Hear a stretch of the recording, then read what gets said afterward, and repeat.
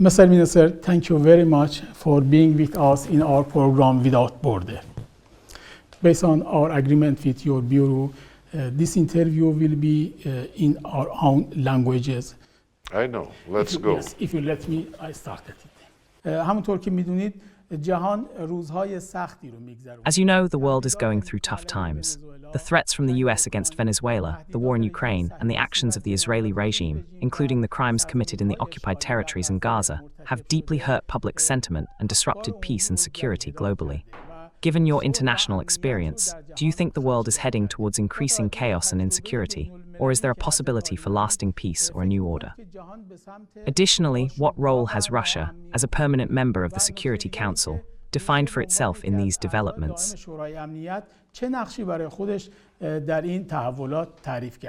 Если проанализировать все происходящее в мире, вы упомянули о некоторых. If we want to analyze what is happening in the world and examine the developments you mentioned across the globe, I must say that I consider the actions of the European Union and the elites who have seized power in Brussels as one of the main threats, perhaps the most significant one. They are trying to make national governments submissive to them, forcing them to overlook the interests of their own people and compelling them to disregard the outcomes of elections and referendums held in some European countries, succumbing to the aggressive behavior of Brussels and its bureaucracy, a bureaucracy that no one has elected and whose composition is determined by compromises among legitimate governments. The most dangerous and saddening aspect is that among these elites in Brussels and capitals like Berlin, London, Paris, and even the Baltic region, the theories and actions of Nazism are being revived.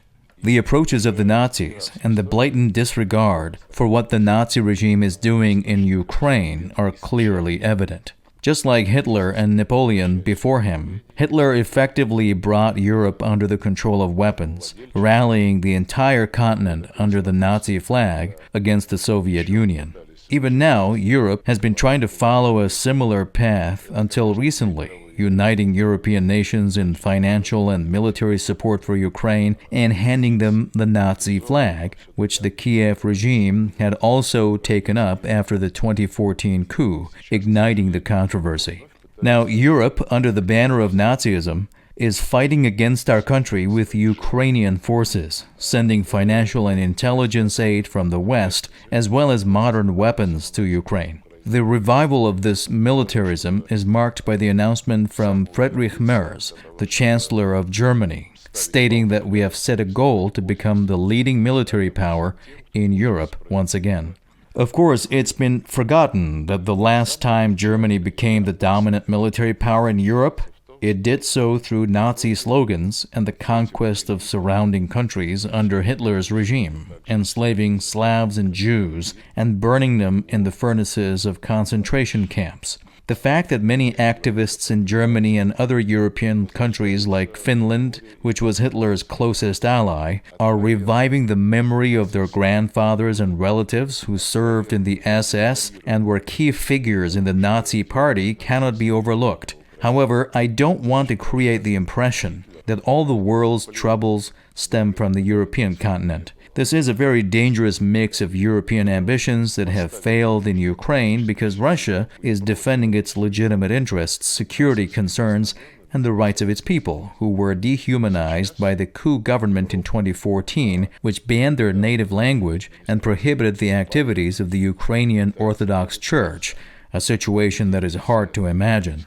Even in the recent events that happened between Israel and Muslim countries, we didn't see any of them declare a ban on religion, unlike the Ukrainians who have taken such actions. The U.S. has more pressing concerns, such as focusing on Latin America and the Asia-Pacific region. It's clear that the United States aims to prioritize its policies around countering China, which has become increasingly powerful and is experiencing significant economic growth and financial strength each year. However, the U.S. does not want its political and economic influence to take a backseat. We're not against competition, and as you know, competition should be fair. When competitors attempt to pressure each other with tariffs of 100 or 500%, that is not the globalization that the United States invites us to embrace after World War II. When Americans impose sanctions, they directly state that the reason is the political stance of a certain country or individual, which is, of course, a form of inequality and disrespect for human rights. This is dictation and imposition. When these sanctions pertain to banning the activities of the largest global companies, such as the private Russian company Lukoil and the state-owned Rosneft, I see nothing but a desire to suppress competitors through unscrupulous methods. This indicates that the West, including the United States, no longer has the capacity for fair competition and is forced to resort to unscrupulous, anti-democratic, and anti-market methods to maintain its dominance. However, I want to conclude my response to your question with this statement. Unfortunately, all these issues cast a shadow over other conflicts, such as the crisis in West Asia, the issue of forming a Palestinian state, and the external aspects related to Iran's nuclear program. Therefore, everything that happens on a global scale is a competition. The actions of major powers, as they see it, are an attempt to sideline these issues. Old issues and discussions that remain unresolved. I'm referring to the Palestinian issue and the matters related to Iran's nuclear program, which are quite distressing. This pertains also to the latest developments surrounding the nuclear program over the past year and a half and even just the last year. Add to these the completely hostile and illegal actions taken by Europeans who tried to place the blame for the collapse of the Joint Comprehensive Plan of Action on Iran. Although Iran never violated this document, JCPOA, until the United States announced in 2018 that it would no longer adhere to this United Nations Security Council decision. Now, the entire global order regarding Iran is under severe scrutiny. In relation to Iran, this agreement was thrown into the trash by the United States, and then the Western countries, especially the Europeans, followed suit and began accusing Iran of not complying with the Joint Comprehensive Plan of Action. I have emphasized that this issue is so clear that the West was forced to come up with cunning tricks. I believe it is a disgrace for European diplomacy that they decided to reinstate sanctions against the Islamic Republic of Iran through deceit. However, predicting what will happen in the future is very difficult for me. I apologize for delving so deeply into these events, but you prompted me to discuss broader global issues. What is concerning, however, is that in the West, they claim there must be principles upon which global order is established, meaning anything that benefits them is labeled as the principles of global order. They don't even adhere to these principles that they have historically exploited. For instance, when it comes to recognizing Kosovo, they argued it is the rights of nations to self-determination. Yet when the people in Crimea and other parts of Ukraine voted after the government coup, they said that this was no longer self-determination, but rather the preservation of territorial integrity. Thus, they behave in whatever way they choose regarding globally significant historical events. International law has been disregarded. I provided examples. Iran's nuclear program was dismantled despite a decision made by the Security Council. The United Nations states that everyone is obligated to implement the Security Council's resolutions. This logic also applies to Palestine. Many resolutions have been adopted, but Israel claims it will not follow through with these decisions, and no government will be formed. Although the United States has not openly supported this stance, it effectively backs Israel's position. During the attacks by Israel and subsequently the United States against Iran, we condemned these actions, which lacked any international basis or legitimacy. The key point is that no credible evidence has been presented to show that Iran has committed any violations. Neither the International Atomic Energy Agency, nor the Israelis, nor the Americans have been able to provide such evidence. We are ready to support the efforts of the Islamic Republic of Iran to navigate through this crisis, including in its relations with the agency and overall with the West. We understand your position. President Putin has repeatedly told Mr. Pezeshkian and his representatives that we will adopt a stance that the leadership of the Islamic Republic of Iran chooses for the benefit of the Iranian people. руководства Исламской Республики. خیلی متشکرم از اینکه توضیحات Thank you very much for providing detailed explanations about international issues. Considering the current conditions in the global community, how are the relations between Iran and Russia defined in Russia's foreign policy? خارجی روسیه چطور تعریف شده؟ Но это один из наших приоритетов и с точки зрения двусторонних наших. Our connections with Iran are one of our top priorities. Additionally, from the perspective of bilateral relations between Iran and Russia, a strategic partnership agreement came into effect in October 2025. This agreement was signed and finalized by the presidents of both countries, Putin and Pezeshkian, during your president's visit to Russia earlier this year. This agreement establishes the principles of mutual solidarity and support on key issues, guiding the development of international relations. Furthermore, it outlines the additional steps necessary for enhancing bilateral cooperation, boosting economic ties, investment, trade, and infrastructure projects. The Joint Commission for Economic and Scientific Technical Cooperation between the two countries plays a crucial role in this regard. This commission is chaired by Iran's Minister of Oil, Mr. Paknejad, and Russia's Minister of Energy. This structure is highly reliable and efficient, and it includes the formulation of specific steps for implementing the commercial, economic, and investment aspects of the Strategic Partnership Agreement. When we talk about the economy, additional opportunities arise from the relationships between Iran and the Eurasian Economic Union. Since around 2023, Iran has had a free trade agreement with the Eurasian Economic Union and is actively participating as an observer member. It's quite rare for a country that is not a member of an organization to be given such an opportunity, and the free trade agreement indeed creates more opportunities and possibilities for both Iran and the members of the Eurasian Economic Union to enhance trade volume. We have significant plans with Iran to develop our shared geo-economic space within the ongoing trends in Eurasia, where I believe the processes of convergence are becoming increasingly competitive day by day. Not only do Eurasian countries play a role in the matters concerning our vast shared continent, but also non-regional players, including those from outside the Caspian coastal states, Central Asia, and the South Caucasus, particularly our Western friends, are constantly attempting to exert influence in the ongoing processes here. They aim to impose their unilateral interests on these processes and strive to dictate decisions to the countries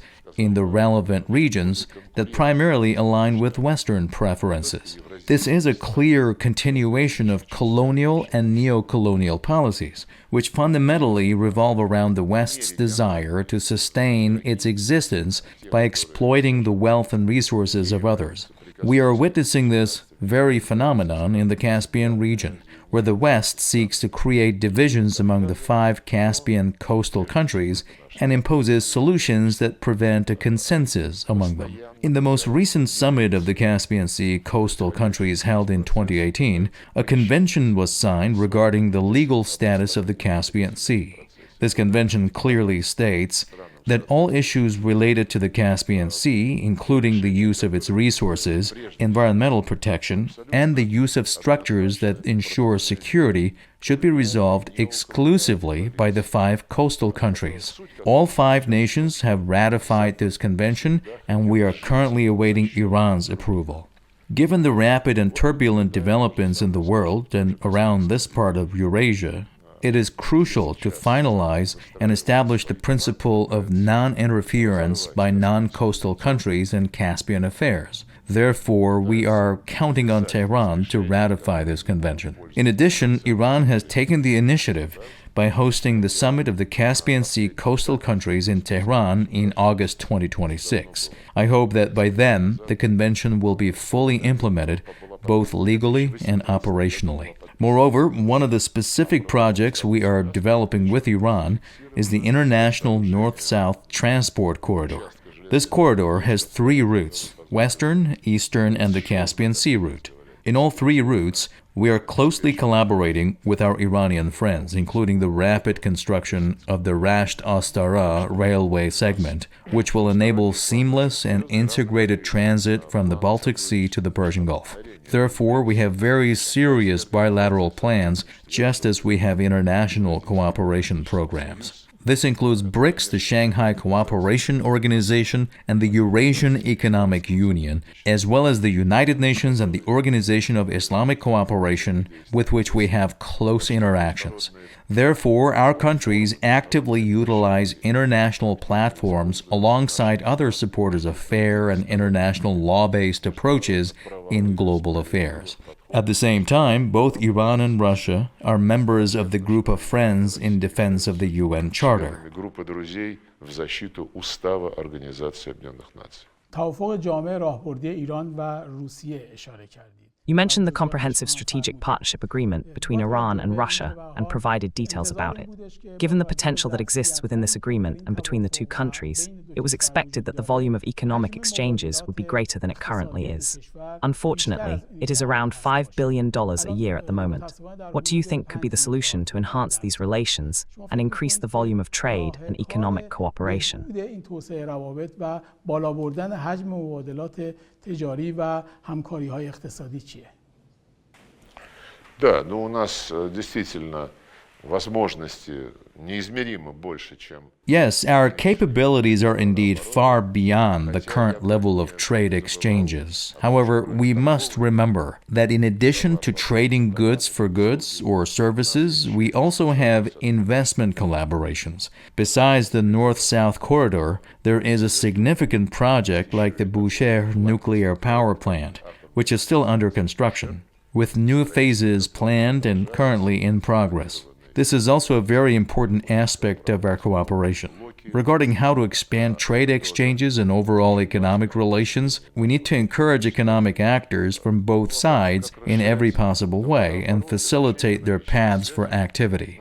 More importantly, government structures must fulfill their commitments on time, because when a significant amount of debt accumulates from the Bushehr nuclear power plant for various reasons, construction cannot proceed as it requires financing. I'm not discussing the reasons right now, but I want to state this as a fact. We're eagerly awaiting the completion of land acquisition within Iran by the government for the North-South corridor, which will allow us to actively start and finish the construction of this railway segment. There are fundamental factors in executing this project, and I see no issues with them, especially since our presidents and governments are seriously committed to developing comprehensive relations and removing any artificial barriers. However, there are practical factors that require the specific structures of ministries, companies, and corporations to fulfill their commitments with utmost care and diligence.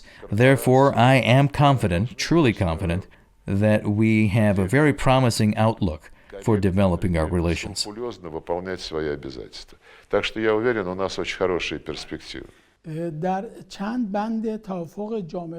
In several sections of the Comprehensive Strategic Partnership Agreement between Iran and Russia, military and defense cooperation is outlined. Do you think this collaboration could establish a new security order in the Eurasian region and help counter external threats?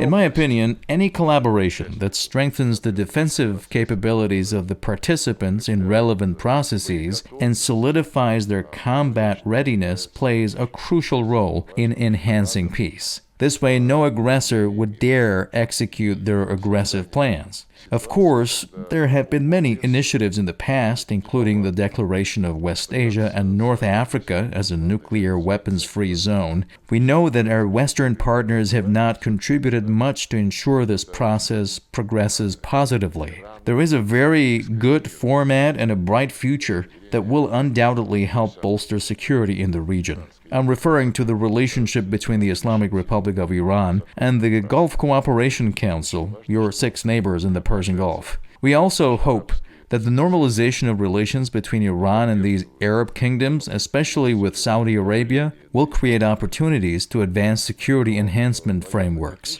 For about 2 decades, Russia has supported a conference dedicated to developing the concept of security in the Persian Gulf, involving direct participation from coastal countries and those neighboring you and your Arab colleagues. I believe this initiative is becoming increasingly important, especially as efforts are made to discriminate against Iran's nuclear program and strip Iran of its legal rights. It's crucial to note that according to our assessment, your Arab neighbors do not support efforts to increase pressure on the Islamic Republic. At the same time, military-technical cooperation is certainly one of the fundamental pillars, or rather one of the main foundations for strengthening the process towards solidifying relations. Unfortunately, all agreements regarding security and maintaining the level of armaments were established when the parties realized that military methods were ineffective in resolving disputes. Nuclear deterrence is based on the same principle, which is the principle of mutual deterrence. And yes, we are ready. We have the Collective Security Treaty Organization. We want to collaborate with the Islamic Republic and our other neighbors, including within this framework. However, when the conflict in Ukraine began, right at the start of this conflict, and in fact, years before the West staged a coup in Ukraine since 2008, we repeatedly proposed to our European and American neighbors to agree on security principles in Europe. Then came the initiatives of 2010 and 2021. We told the West that by provoking Ukraine against the Russian Federation and supplying arms to this country, you are taking a very dangerous path. Let's agree on the principles of security, a pact that guarantees NATO's non-expansion. All of this was ignored and arrogantly rejected by the West, resulting in what we see today. Currently, there are strong voices, including in the United States and some European countries, as well as in our common regional structures like the Shanghai Cooperation Organization, supporting the revival of the principle of arms limitation and control, which includes transparency and the re-establishment of all these plans, with Iran and Russia being active proponents of such an approach. Все эти схемы опять воссоздавать. И Иран, и Россия активные сторонники такого подхода. Considering that the United States and the Israeli regime have bombed Iran's nuclear facilities, a perspective has emerged in Iran that the International Atomic Energy Agency has overlooked this issue. Therefore, there is no need for Iran to remain in the agency and comply with the NPT treaty. What are your thoughts on this matter? На этот счет были подробные дискуссии между нашими президентами Путиным и Пезешкианом. In this regard, extensive discussions took place between our presidents, Putin and Pezeshkian. We also had contacts at other levels. My counterpart, Mr. Araghchi, and the leader's advisor, Mr. Larijani, discussed these issues in great detail, and we firmly defend the unconditional rights of the Islamic Republic of Iran, just like any other country, to access peaceful nuclear energy. Iran, as a good faith member of the NPT, holds all the rights outlined in it. When the Joint Comprehensive Plan of Action, or JCPOA, was agreed upon and approved by the Security Council, or rather confirmed, it represented a consensus. It was a decision of the Security Council. Iran accepted commitments regarding transparency and access for the International Atomic Energy Agency to its nuclear facilities and programs that went beyond the obligations of NPT member states. Iran accepted more commitments, such as the additional protocol, and at that time, the agency highlighted this as a significant contribution to building trust through increased transparency for Western countries that had suspicions. We believe that all doubts had been resolved. But when the United States withdrew from the JCPOA 3 years after its approval in the Security Council and announced that it would no longer fulfill its commitments, it was very regrettable. We tried to collaborate with the Europeans to convince Washington to return to its commitments. However, the Europeans preferred to place all the blame on the Islamic Republic of Iran. And yes, I know that many opinions were later expressed in Iranian society, and these opinions still exist today. I understand that in every country there are politicians, and Iran is truly a country where you can hear the most diverse opinions in the media and political affairs. Throughout all stages of the negotiations development, we supported the Islamic Republic of Iran. You mentioned at the end whether or not it's worth it for Iran to remain in the NPT or not. We believe that staying in the NPT is valuable, and that we shouldn't try to sway public opinion by criticizing all events surrounding it. I understand that the agency released a report that wasn't entirely impartial, and it contains subtle ambiguities. Mr. Grassi explained that this was completely within his authority, but remember how eagerly the Europeans, the French, the Germans, and the British seized upon this report. It was this very report that served as the basis for presenting an anti-Iran resolution, and ultimately these agency reports were used to activate the mechanism for reinstating the sanctions. The Russian Federation also participated in discussions with Iranian friends about the current situation at various levels, including the president himself. We have had and continue to have ideas on how to address this situation and how to restore relations with the International Atomic Energy Agency and those Western countries, of course, if you are interested, which we have shared with our Iranian friends, but the final decision is undoubtedly and unequivocally up to the leaders of the Islamic Republic of Iran. Конечно же, безусловно, за руководством Исламской Республики. بله. در حال حاضر Currently, the United States, Israel, and the West have united to exert maximum pressure on Iran. Could you please explain Russia's stance regarding this maximum pressure policy against Iran? Но мы работаем и с Исламской Республикой Иран.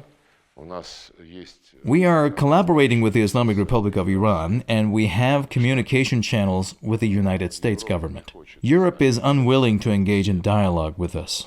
They are all caught up in their own delusions of grandeur, and that is their choice. In reality, there isn't much to discuss with such leaders. However, we are outlining our approach to normalizing relations between the Islamic Republic of Iran and the Americans. We are ready to offer assistance. I won't go into details, but there are clear issues that both our Iranian friends and the Americans are aware of, who are interested in resolving this dispute through President Trump.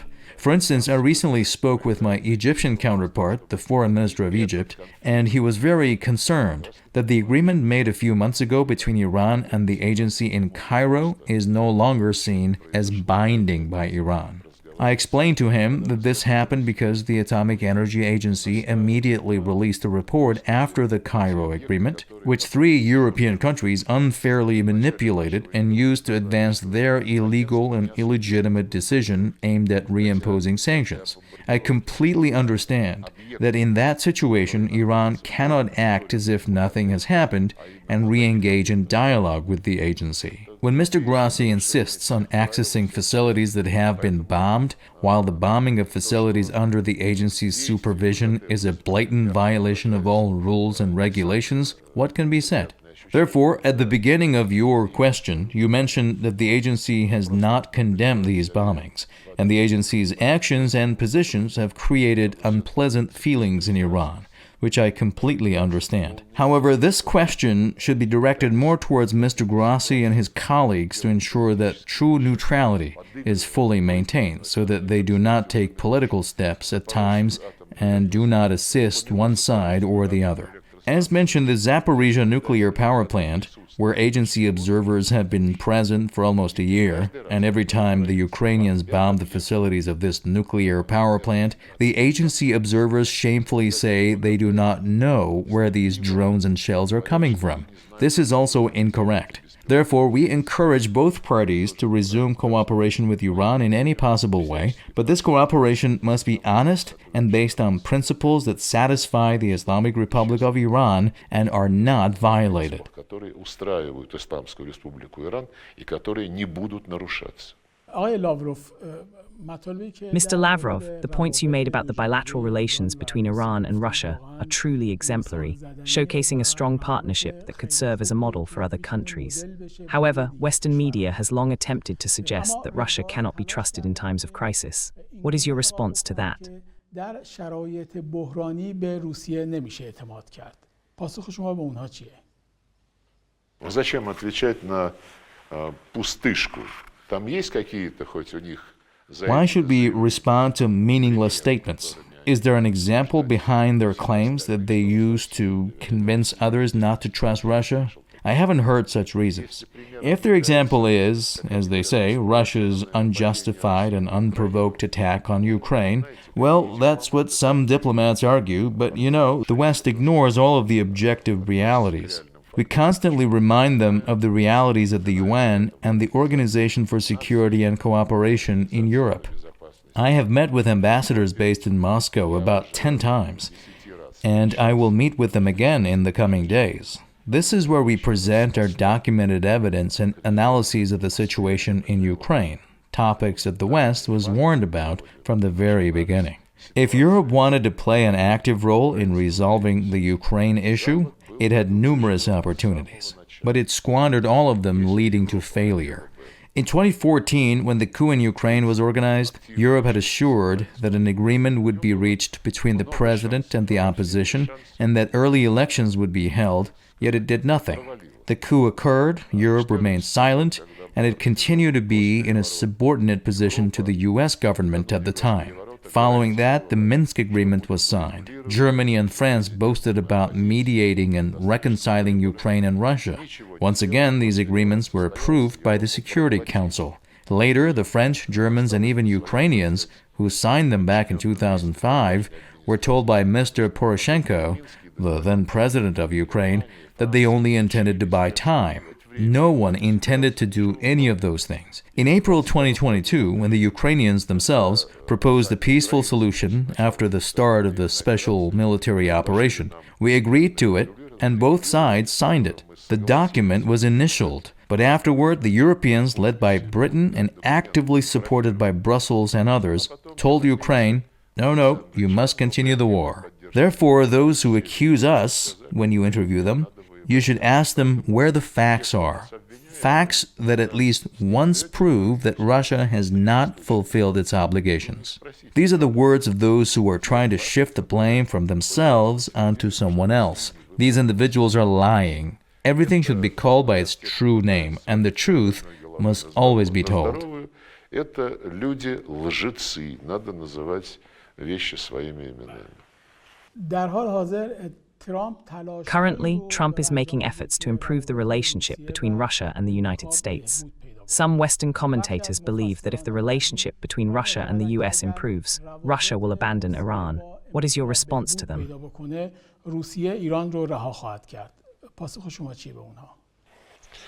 Ну, врут они, я же вам сказал уже.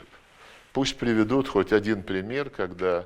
They're lying. I previously told you to at least provide one example where we have betrayed another country, regardless of how large or powerful it is, or an old friend of ours in our relations with one country. Unfortunately, such a betrayal has occurred in our country's history. However, at that time, it was called the Soviet Union. The betrayal happened during the final years of the Soviet Union. This includes the case of the German Democratic Republic, which was simply handed over to the Federal Republic of Germany, and the officials of the Federal Republic of Germany took control of all the former territories of the German Democratic Republic like conquerors. They sidelined all political activists and offered them no future. This was not a union, but rather an acquisition and transfer. The fact that East Germans perceive events so differently today is quite telling. Yes, this was a mistake, a betrayal by the Soviet Union towards its ally. When nearly 500,000 soldiers left without any compensation, it was a time when the possibility of maintaining their presence in the eastern part of a unified Germany was overlooked. We all remember this, and of course, the West German authorities at that time also made a significant mistake. After acquiring the eastern section, they treated their fellow countrymen like second-class citizens. So if such questions are posed to you again, ask them to provide an example of when we abandoned someone. For instance, they say we betrayed Syria. No, we have not betrayed anyone. We have maintained our relations since the time of Hafiz al-Assad and Bashar al-Assad. Now events have occurred that we largely consider to be internal matters of the Syrian Arab Republic, but we have stable and good relations with the new authorities. In short, let them give an example of who they think Russia has abandoned. Пусть приведут пример, когда, как им кажется, Россия кого-то бросила. شما موضوع سوریه رو مطرح کردید. You brought up the topic of Syria. Considering that Bashar Assad was an ally of Iran and Russia, could you explain what happened in the final days of Bashar Assad's regime that led to his downfall? More importantly, what does Giuliani mean when he says that we were coordinated with Russia on this matter? Нет, господин Джулани с нами никакие часы не сверял, никакие подходы не координировал. No, Mr. Giuliani did not coordinate with us at all, nor did he align any approach. We had very close relations with Mr. Assad. We came to assist the Bashar Assad government in 2015 when Damascus was practically under siege, and it was only a matter of time before it could fall to the attacks prepared by the opposition. Yes, we came to help. We established our military presence there. We opened 2 air and naval bases and actively worked to eliminate terrorist strongholds. We collaborated with other countries in the international community, primarily with the Islamic Republic of Iran and the Republic of Turkey. I can say that the process was relatively positive. We remember the Syria conference in Sochi, which I believe was in 2018. Specific agreements were reached. However, the agreements we made with the Iranians and our Turkish friends were not implemented each time. Of course, not everything depended on the government of Bashar al-Assad. In the crucial matter of reconciliation and national unity, as well as inviting all ethnic, political, and religious forces to dialogue, many opportunities were missed. I don't want to draw historical conclusions here, but I can say that when the events began a year ago in Syria, we did not have combat units. We only had 2 bases, 1 air and 1 naval. The speech at which the opposition, led by Mr. Giuliani, was capturing territories was indeed unexpected. There was practically no resistance, and now we are in contact with the new officials. Ahmed al-Shara recently visited Russia, and I have met with the new Syrian foreign minister 3 times. Intergovernmental delegations have traveled to the Syrian Arab Republic, including discussions about the prospects of agreements that had been made regarding trade and economic issues. Throughout all these discussions, we certainly emphasized the importance of maintaining the unity of the Syrian government. To achieve this, a comprehensive national dialogue is necessary, which includes Alawites, Sunnis, Druze, and all ethnic, political, and religious groups. Here, the issue of the Kurds has consistently been in the spotlight for the past 15 years. Many attempt to exploit it for their own interests. The Americans maintained control over such a region in the northeast through the Syrian Democratic Forces and have promoted separatist tendencies from the previous government to the present. This trend continues. We believe this is another delaying tactic. Therefore, the most crucial aspect is to initiate comprehensive national dialogues, something that has been lacking in Syria, especially during Bashar al-Assad's regime. Чего не хватало в Сирии, в том числе в течение всего правления Башара Асада. As you know, both the US and Israel possess nuclear weapons and consistently threaten Iran. What do you think Iran should do to deter and manage these threats? Я же вам уже сказал, что мы осудили атаки. I previously mentioned that we condemned the baseless and unjustified attacks on the nuclear facilities of the Islamic Republic of Iran, just as we condemned the political assassinations of Iranian politicians and military personnel at the time. Now, we have discussed this matter in great detail with our Iranian colleagues. Soon, I will have another meeting with my counterpart, the Foreign Minister of the Islamic Republic of Iran, Abbas Araghchi, and we will continue this discussion. The Iranians are aware of our approach. They know how we are ready to assist in resolving this crisis, both in relation to the International Atomic Energy Agency and the United States. In diplomacy, there are mechanisms that are not typically made public. We will utilize those. Our Iranian friends are aware of our assessments. The decision on whether to resume talks with the United States is something we have heard Iran is interested in, and regarding the agency, whether to restart discussions with them, we know that Iran is willing to revive that, but the decision lies with the officials in Tehran. We will be ready to provide any assistance or take any actions that the leaders of Iran deem appropriate for the benefit of their people. Иранским руководством, как отвечающие интересам населения. اروپایی‌ها عمدتاً به بهانه صلح و Europeans mostly overthrow governments under the pretext of peace and security. This is a point you mentioned at the beginning of your remarks.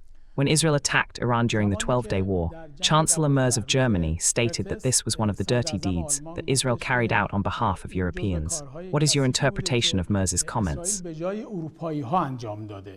برداشت شما از این اظهارات مرتض چیه؟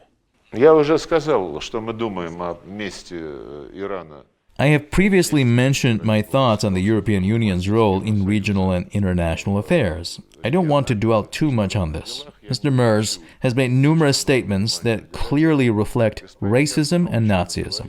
Therefore, the old habits and the genes that Mr. Merz inherited from his relatives have not disappeared, but have been preserved.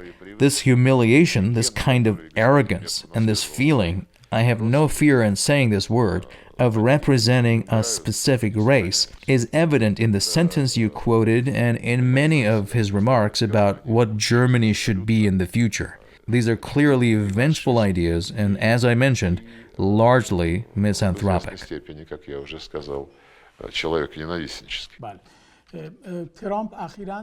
Trump has recently proposed a peace plan regarding the war in Ukraine. What is your assessment of this plan, and what are Russia's red lines within it?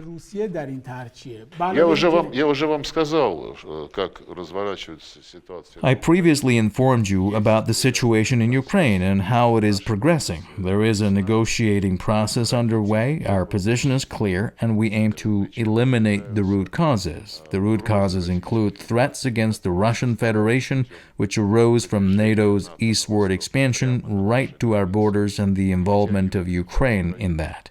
Additionally, the rejection of discussions regarding our proposals for collective security measures and the threat of destroying anything Russian in territories that have historically been Russian lands, rich in Russian culture and history, but by a historical coincidence are now part of Ukraine. Furthermore, when those who came to power as a result of the coup labeled these individuals as inhumane, they declared their intention to eradicate the status of the Russian language. They sent in militants to seize the Crimean parliament in February 2014 and vowed to destroy all things Russian. When Zelensky became president, he advised everyone living in Ukraine who feels a connection to Russian culture to get lost and move to Russia. All these issues have been piling up for nearly a decade. And when we warned everyone that this pressure on the people would eventually lead to an explosion, no one listened to us. Therefore, these root causes needed to be addressed now. It's good that the Americans have realized this. They clearly stated that NATO cannot be part of the discussion and made it clear that the territories where Russians have lived for centuries should become Russian again and be annexed to Russia, and the Russian language, Russian culture, and the legal rights of the Orthodox Church in Ukraine being restored. You know, Europe is like an uneducated doctor who doesn't want to understand what illness you came to it with. It just gives you a pill or syrup to make you feel a little better for 5 minutes. However, these European doctors do not diagnose the illness. Meanwhile, the Americans are making efforts to understand it, and the latest communications with them foster hope that they're gaining a deeper understanding of our position and comprehending what needs to be done to resolve this war reliably and sustainably, rather than merely establishing another ceasefire to resume arms shipments to Ukraine and flood it with weapons. Thus, the process continues, and we are awaiting the American response regarding the outcomes of their discussions with Ukraine. С украинцами. Но у нас тоже с вами время истекло, мы уже по кругу ходим. If Iran faces a war beyond the 12-day war, will Russia stand by Iran's side? У нас с Ираном, как я уже сказал, действует договор о стратегии. We have a strategic partnership agreement with Iran, as I mentioned earlier, and we will always act in support of Iran and its legal rights. In recent months, Iran has clearly stated several times that it has no interest in war, no desire for new conflicts, and prefers to resolve any issues through dialogue. I want to emphasize again that any problems that arise will be addressed with full respect for the sovereign and legal rights of the Islamic Republic of Iran, and we fully support these positions. Исламской Республики Иран. Мы такую позицию полностью поддерживаем. Thank you very much for participating in this conversation. Thank you.